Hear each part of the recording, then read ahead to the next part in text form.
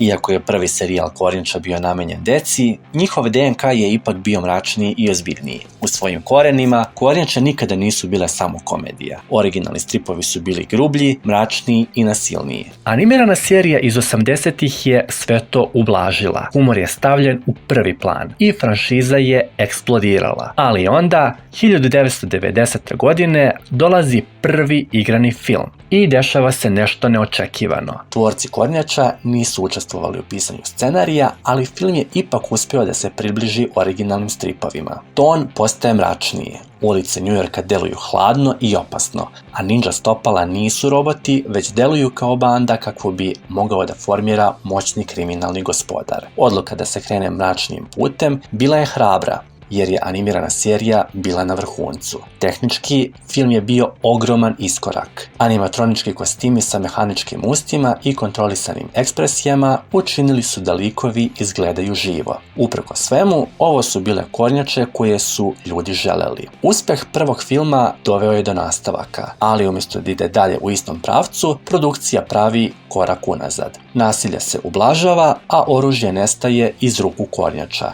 Ton postaje bezbedniji, produkcija uvodi i nove mutante, Toku i Razara, sa ciljem da prave igračke sa ovim likovima, ali oni nisu zadobili naklonost publike. Treći deo je bio još veći promašaj. Kornjače putuju kroz vreme i time se priča odvaja od stripa i od crtane serije. Publika ne dolazi u bioskope, zarada opada, interesovanje slabi. Fanovi su pokazali da ne žele razvodnjenu verziju svojih heroja. Planiran je i četvrti deo filma pod nazivom Nova mutacija, koji je trebao da vrati mračniji ton. Mutagen bi uticao na Kornjače dajući im nove moći i fizičke transformacije.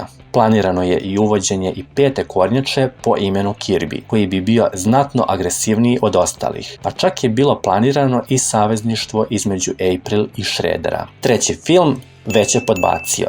Studio gasi projekat i pre nego što je počeo. Ipak ideja se nakon nekoliko godina vraća kroz TV seriju Nova mutacija. Na papiru sve zvuči kao ono što su fanovi tražili. Zreliji ton, nova oružja, mitologija se širi uvođenjem pete Kornjače. Uprkos dobrom promo artu, iznatiželja oko pete ženske Kornjače Venere, serijal je bio prilično neuspešan. Ova ekranizacija je pokušala da bude sve odjednom. I nastavak filmova, i zamena za crtani, i potpuno nova priča. Publika se umorila, prodaja proizvoda slabi sa ovim likovima. Ova adaptacija postaje simbol toga koliko je franšiza zalutala. Čak su se i sami autori kasnije distancirali od nje. Dok su se u svetu Kornjače borile sa identitetom, kod nas je ova igrana adaptacija imala potpuno drugačiji život. Na osnovu postera možemo da zaključimo da se prvi deo filma pojavio u bioskopu pod imenom Kornjače ninje. Krajem 90-ih taj film se nikada nije mogao naći na malim ekranima. Međutim, prvi deo je uspeo da stigne do naših domova kroz piratske VHS kopije, koje su se iznajmljivale po videoklubovima.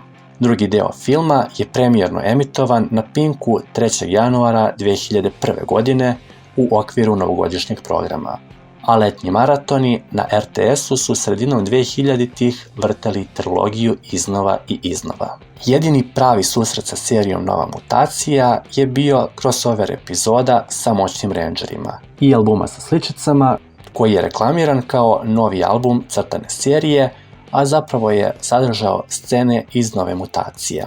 Tek mnogo godina kasnije, ovaj serijal je ugledao svetlost dana na televiziji Happy. Nije bila samo jedna loša ideja koja je počela da lomi ovu franšizu. Puklo je nešto mnogo veće. Puklo je prijateljstvo. Kevin Eastman i Peter Laird početkom 80-ih bili su neprikosnoveni tandem. Dva crtača, dva prijatelja koji su iz šale napravili nešto što će zauvek promijeniti svet stripa. Bili su nerazdvojni, ali dok su Ninja Kornjače rasle su i njihove razlike.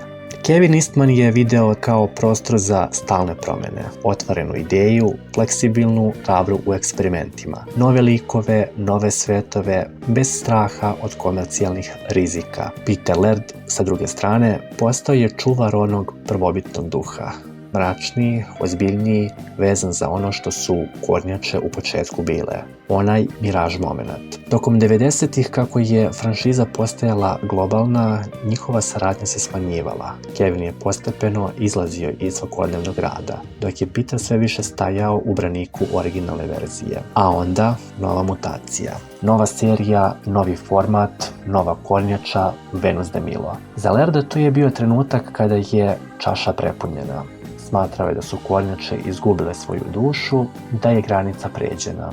I tada razlike nisu bile samo kreativne, bile su lične. Nekoliko godina kasnije Kevin Eastman prodaje svoj deo prava. Peter Laird postaje jedini vlasnik Ninja Kornjača. Njihov poslovni odnos je gotov, a prijateljstvo zamrznuto. Ali tu dolazi ironija. Raskid, uprkos tome što je pomerio granice, omogućio je nov početak. A onda, početkom 2000-ih, dolazi verzija koja konačno razume šta fanovi žele. Ovaj put bez kompromisa.